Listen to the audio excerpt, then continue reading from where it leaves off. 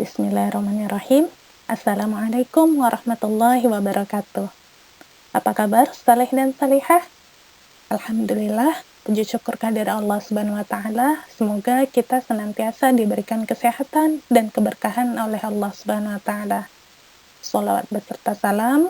Allahumma shalli ala sayyidina Muhammad wa ala ali sayyidina Muhammad. Alhamdulillah, pada hari ini kita kembali melanjutkan pelajaran pendidikan agama Islam dengan tema semua bersih, hidup jadi nyaman. Sebelum kita mulai pembelajaran kita pada hari ini, marilah kita mengucapkan Bismillahirrahmanirrahim.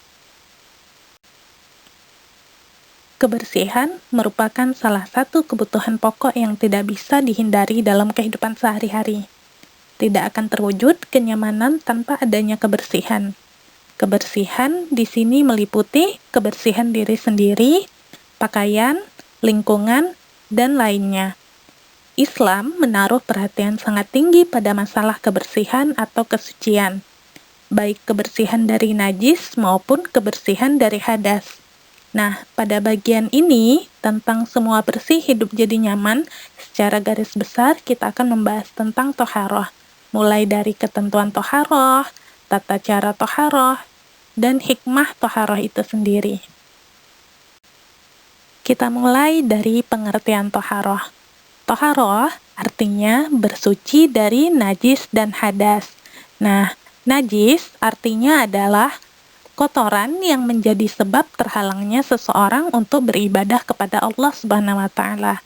Sedangkan hadas adalah keadaan tidak suci pada diri seorang muslim yang menyebabkan ia tidak boleh sholat, tawaf, dan lain sebagainya. Toharoh meliputi dua hal, yaitu toharoh dari najis dan toharoh dari hadas. Nah, yang kita bahas sekarang ini adalah toharoh dari najis. Maksudnya adalah membersihkan sesuatu dari najis.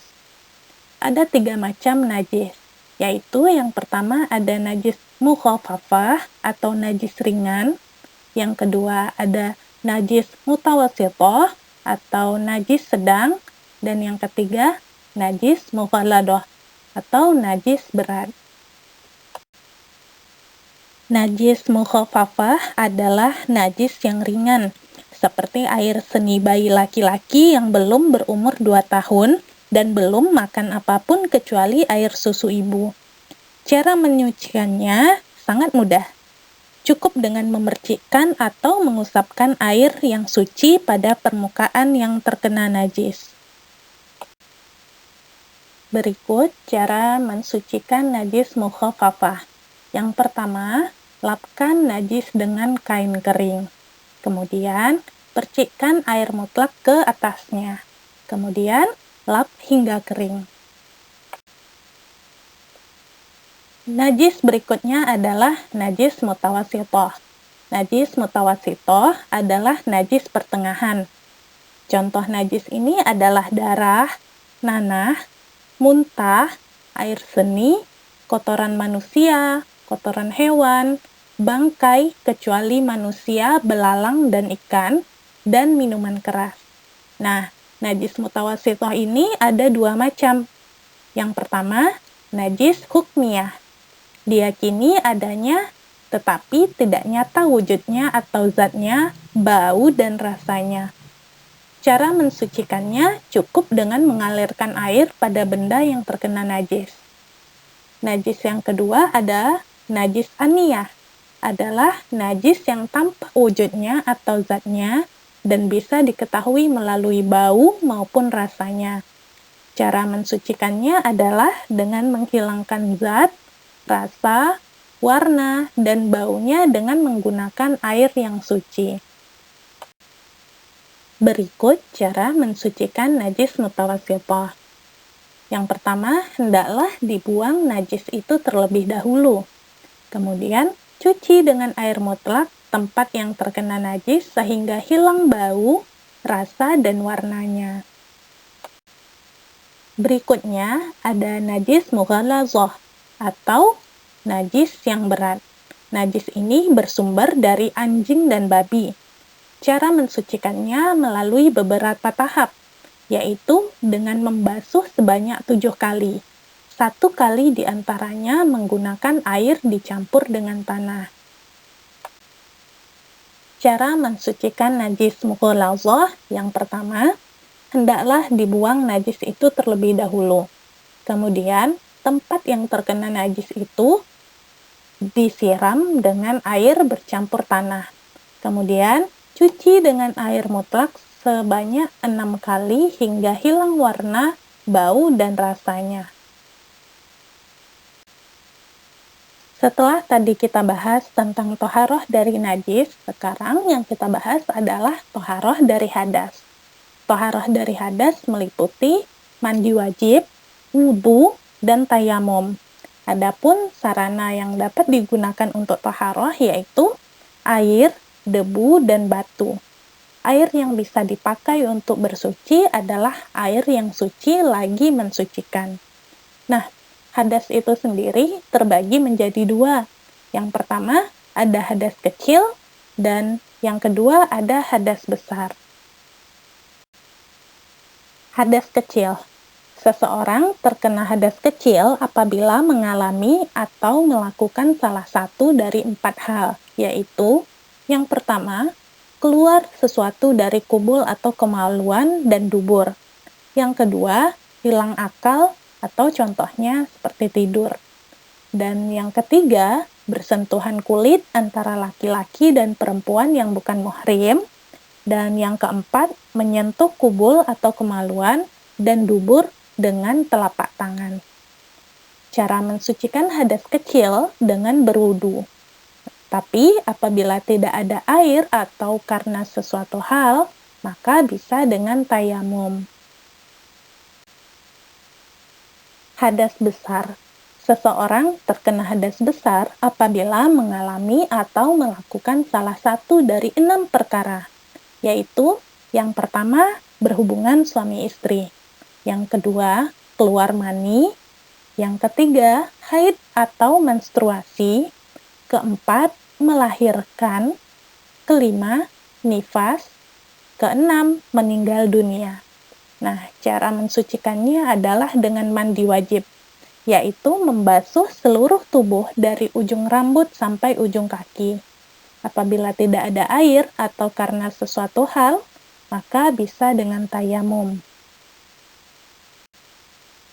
Setelah tadi kita bahas tentang hadas, nah bagaimana sih cara taharoh dari hadas?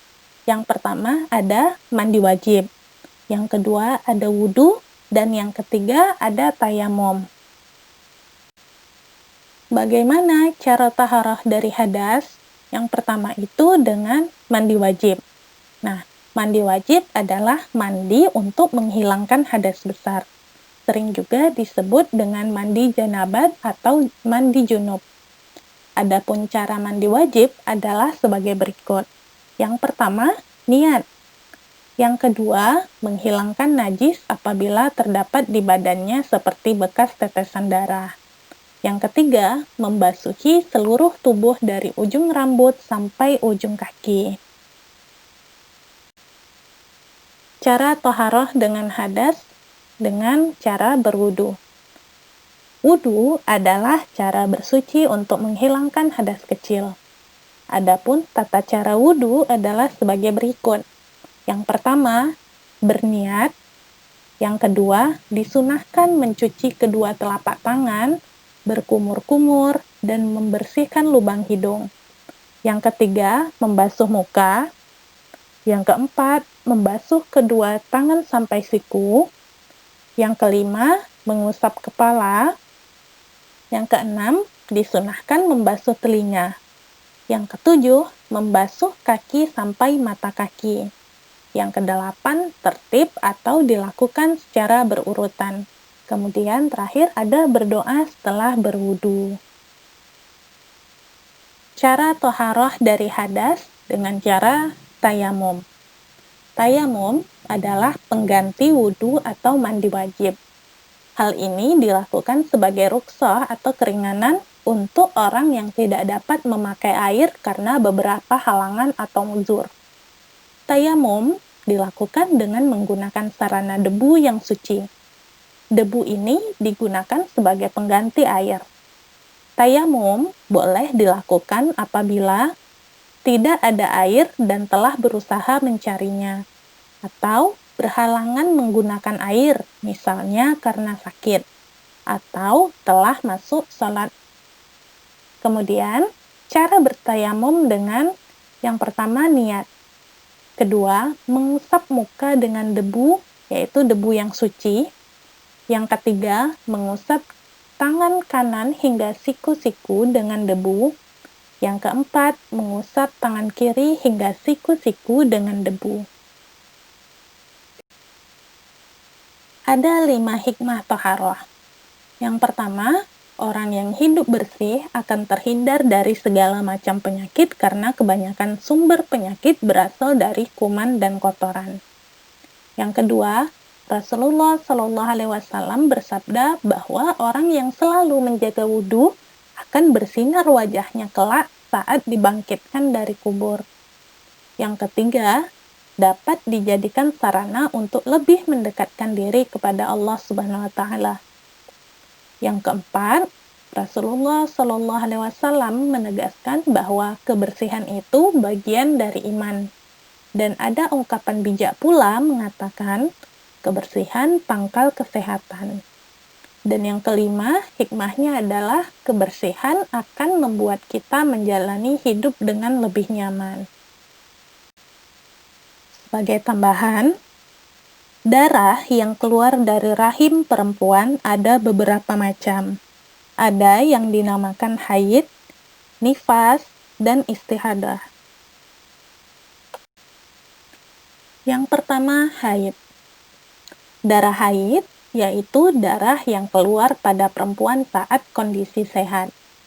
Adapun ciri-ciri secara umum adalah kental, hangat, baunya kurang sedap, hitam, merah tua, kemudian berangsur-angsur menjadi semakin bening. Sebagian perempuan mengalami haid saat mulai berumur 9 tahun. Namun, rata-rata mereka mengalaminya pada usia belasan tahun. Masa haid minimal adalah sehari semalam. Biasanya 6 atau 7 hari, dan paling lama adalah 15 hari. Perempuan yang sedang haid tidak boleh melaksanakan sholat, puasa, tawaf, berdiam diri di masjid, menyentuh Al-Quran, berhubungan suami istri, dan cerai dari suami. Berikutnya ada darah nifas, yaitu darah yang keluar sesudah melahirkan, setelah kosongnya rahim dari kehamilan meskipun hanya segumpal darah. Sedikit atau banyaknya darah nifas juga bervariasi. Ada yang hanya 1 tetes, keluar sehari atau 2 hari. Rata-rata perempuan mengeluarkan darah nifas selama 40-an hari, dan paling lama 60 hari. Adapun cara mandi wajib untuk perempuan yang nifas sama sebagaimana mandinya haid. Darah istihadah, yaitu darah yang keluar tidak pada hari-hari haid dan nifas karena suatu penyakit. Darah istihadah ada 4 macam, yaitu yang pertama, keluar kurang dari masa haid. Yang kedua, keluar lebih dari masa haid. Yang ketiga, keluar sebelum usia haid atau setelah masa menopause. Yang keempat, keluar lebih lama dari maksimal masa nifas. Perempuan yang mengeluarkan darah istihadah tetap harus melaksanakan kewajiban sholat dan puasa. Apabila hendak sholat, maka bersihkan darah itu, pakailah pembalut, kemudian ambillah air wudhu. Nah, itu dia tadi pembahasan kita tentang toharoh. Sebelum kita tutup, marilah kita membacakan Alhamdulillahirrabbilalamin dan berdoa, Subhanakallahumma wa bihamdika, asyhadu an la ilaha illa anta, astaghfiruka wa atubu ilaika. Assalamualaikum warahmatullahi wabarakatuh.